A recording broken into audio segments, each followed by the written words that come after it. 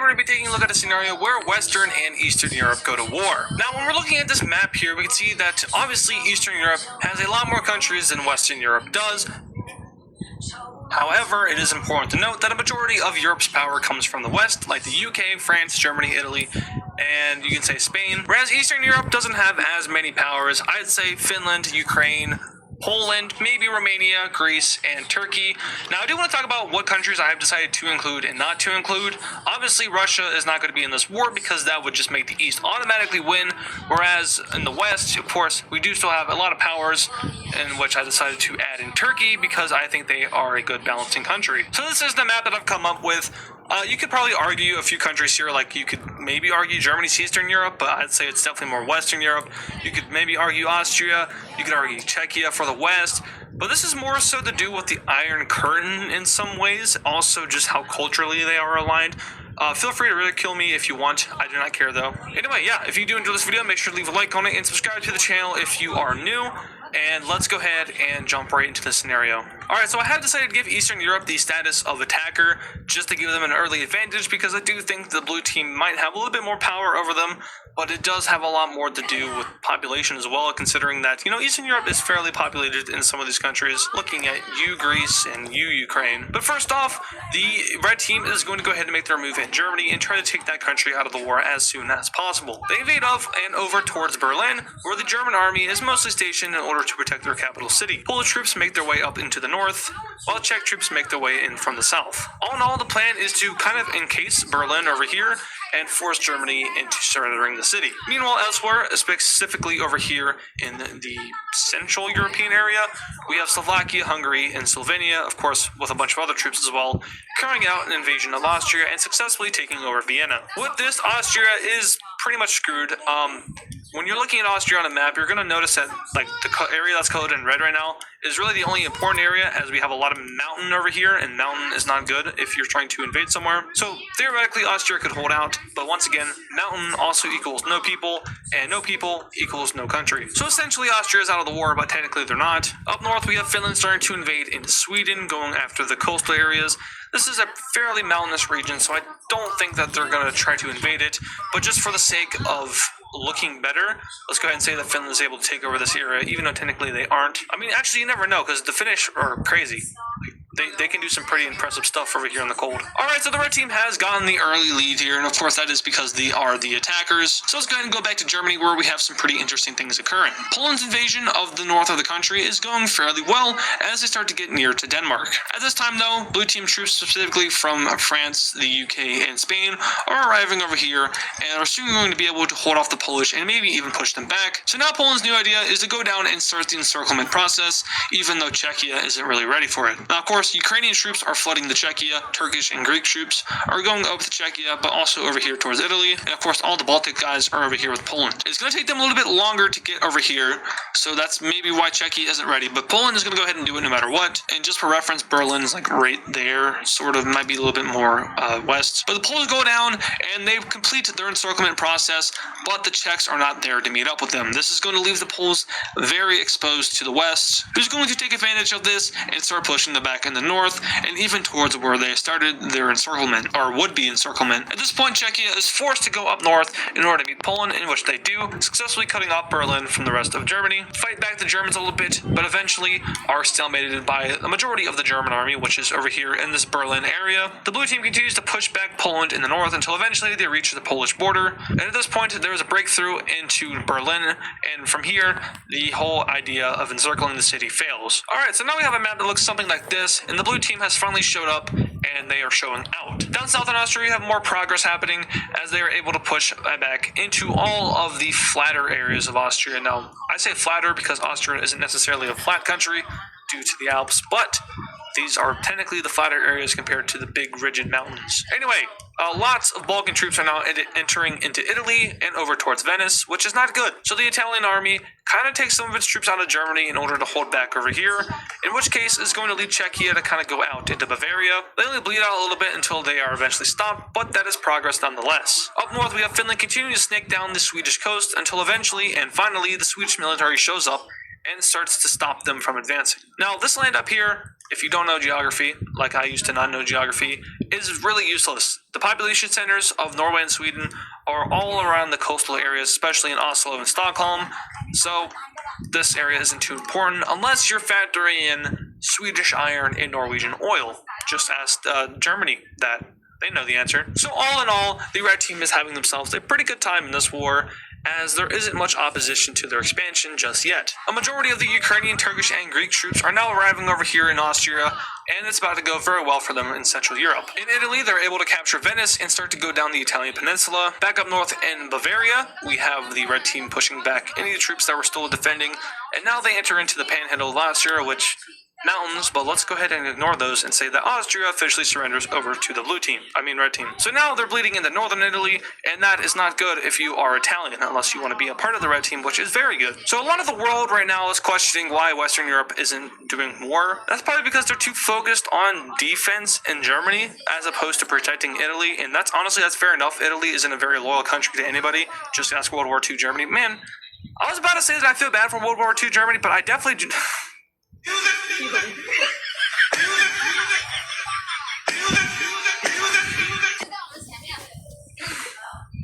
I definitely do not feel bad for World War II Germany. I'm gonna get canceled. Speaking of World War II Germany, they enter into northern Poland and start going straight towards Kaliningrad. If they can cut Poland off from the sea, that will be a huge win for them. Well, it doesn't really go exactly as planned, as they are stopped by the Polish army, but they do get a good chunk out of northern Poland. Back down south towards Berlin, we have the blue team doing their best and continuing to push out Poland and Czechia, until eventually Czechia is retreating from Germany, northern Germany at least. They are still holding on to Bavaria. Down south in Italy, we have them pushing back the red team and making a pretty good counter-offensive thing, but eventually they are stopped and a stalemate breaks out in Italy. Alright, let's look at the plans for these two teams. So, for the red team, their plan is to take out Sweden by taking over Stockholm, and to take out Germany by taking out Berlin, and eventually using this little momentum they have right here and pushing all the way over to Paris, and that might essentially end the war. Now for the blue team, it's a little bit different. They want to take out Warsaw for sure. They want to take out Helsinki for sure, and then from there, they might just have to kind of ride out the rest of the war because there aren't many important countries that are close to them. Ukraine, we might want to take out Kyiv, and then Athens is all the way down here, and then Ankara is basically, well, it is in Asia, so maybe Turkey shouldn't be in this video, but hey, fight me in the comments, because I will fight you in the comments. Back in Germany, the Germans are doing German things as they invade more of Poland and into the Sudetenland, because it's definitely called that still. A pretty impressive campaign leads to the capturing of Prague and even the surrender of Czechia, which is kind of astonishing considering that that's really going to screw over the red team. Except it won't too much, because remember, there are other foreign troops here, so really the only parts of Czechia that surrender are the parts that are being held out by only the Czechs. So it's going to look something like this instead of just a complete fall over to the blue team. Speaking of that blue team, they are now going to go ahead and target Warsaw, which is right around there.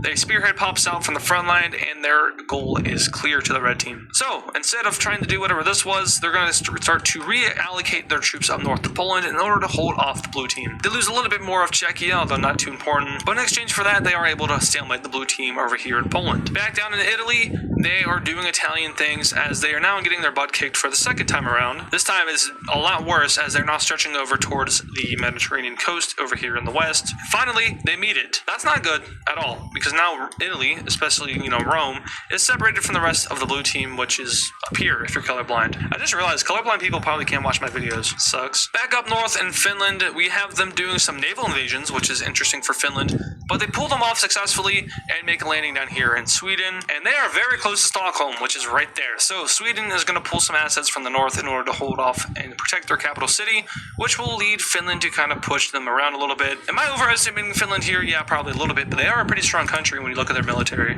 No wonder Russia didn't want them joining NATO. It's because they're strong. A lot of artillery. Fun fact. Alright, so things are going good and bad for the blue team. Good because they're taking out Poland and Czechia. Bad because Italy's dumb and Sweden is not doing well. So they're going to ramp up their attack and probably run through a lot of manpower. This spearhead to Warsaw picks up at a very high cost. Obviously, they were stalemated, and breaking a stalemate is very hard to do, and when you do it, you lose a lot of stuff. So they reach Warsaw and take the city, but the cost of it is a lot of troops. With this capturing of Warsaw, Poland starts to capitulate, and they're able to take over a good portion of the country and even some of the countries around it. But eventually, we have the blue team running out and exhausting themselves, which is going to lead to yet another stalemate. Meanwhile, we have the red team, specifically Greece and Turkey, doing some interesting stuff to Italy, taking out their heel and cutting them off from the Sicily area.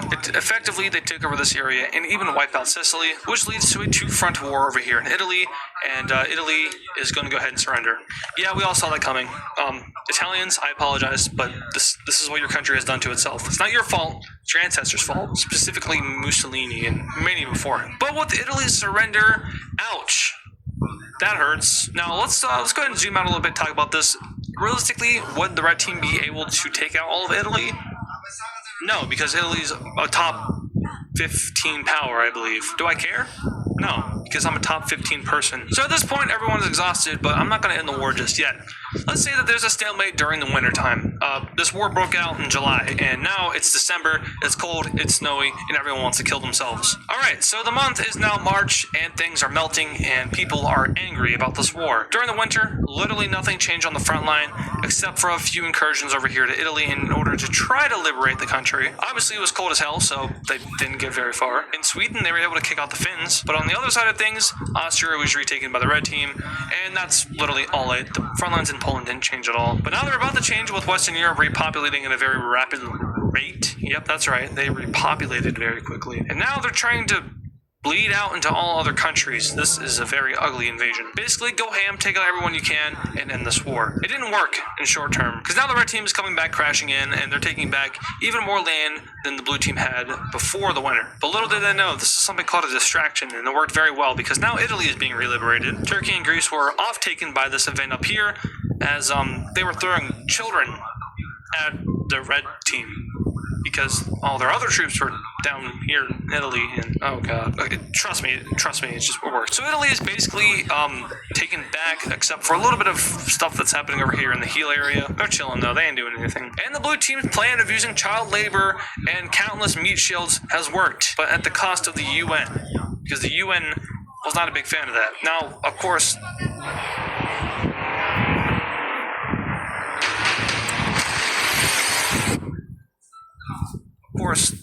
the UK and France are a part of the big five, being the US, France, UK, Russia, and China. So, basically it's just the US, Russia, and China saying, what the hell is wrong with you to France and UK? I mean, that's definitely happened before in history, so they're probably used to it. This is probably why they don't care. So now with the red team being dumbfounded and also losing Poland again, they are going to go ahead and do exactly what I just said and lose Poland again. Now they enter into Ukraine with one key task. Take Kyiv. So the blue team is going to go ahead and hit up Russia and be like, yo, what's their weakness? And Russia's going to be like, go away because we hate you still.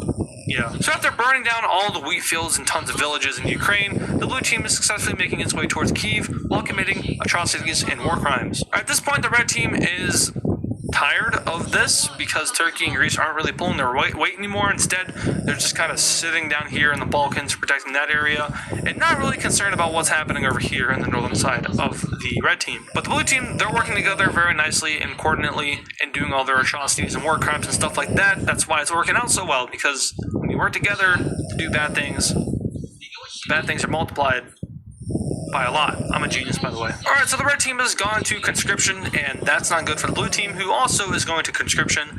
And now even more people are going to die with little changes on this map. In Italy, we have the red team getting kicked out. Jolly day. While up north, Norway and Sweden continue to disappoint, as Finland is about to capture Stockholm. No, they just did it. So Finland is cracked, apparently. Now they're pushing to Oslo. There goes Oslo. Finland is a freaking god, apparently. I don't know how they did it.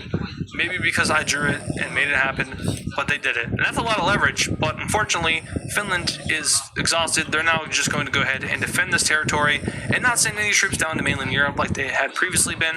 They're also not even equipping the Baltics or Belarus or Ukraine anymore, just because they need to protect this area, which I'm sure is going to be lit up by the Allies. So back down in Austria, we have the liberation of Austria and the invasion of the Balkans. fun. They do eventually meet up with that Greek/Turkish wall that I was talking about earlier, and that is going to prevent them from invading down into like the southern Balkans. But Ukraine and Belarus aren't doing too well as the burning of villages and the burning of wheat fields continues. The human rights violation in this war is insane, but it's Europe, so what do you expect? I mean, they're used to this kind of stuff. Eventually, we have the blue team meeting the border of Russia, which prompts a very, very intense staring contest between the two sides. Belarus surrenders, and the Baltics follow suit, which is very weird of them, but you know, these countries are not strong. They have like a combined military force of maybe 80,000 troops. For these three countries, that's not great. Very reliant on Finland and NATO, in case you didn't know, which Finland is NATO now, so reliant on NATO, let's just say that. Alright, with the capturing of Kyiv, that is essentially going to end this war, as the red team is now basically just Greece and Turkey and Romania, and those three guys aren't going to be able to take on these many guys. Now, technically Finland is in this war, and I think Finland will probably get out of this with land just because they did this on their own, and they're kind of their own thing, but at the same time they are grouped in with the red team. So with this, let's go ahead and take a look at this peace treaty. Alright, looking at this peace treaty here, it is pretty simple. I mean, there's not a lot of borders shared between different red and blue team countries, so there's not that many changes, but we can take a look at the ones that did happen. So up north in Finland here, they get a big old chunk of useless land. I'm sure they probably lobbied for getting this down here, but Sweden probably wouldn't budge on that, neither would the blue team. Finland technically lost this war, but at the same time they did something very impressive. So they did have a little bit of an edge at peace negotiations, in which they were able to get this. Now, resource-wise, this is great. Land-wise and usability, not so great. Just point out the obvious here. Germany has done German things. They take over half of Poland in a very familiar fashion, also taking over the Sudetenland of Czechia, which automatically forces Czechia and Slovakia to unite into Czechoslovakia. Welcome back.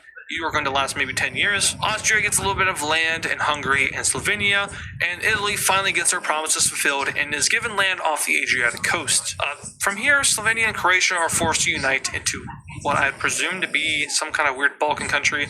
On their own, neither of them countries would survive, so they had to unite together. And that's all of the changes. So like I said, there wasn't that many borders shared between the two sides, which is why there aren't that many changes. But yeah, this is going to do it for today's scenario. So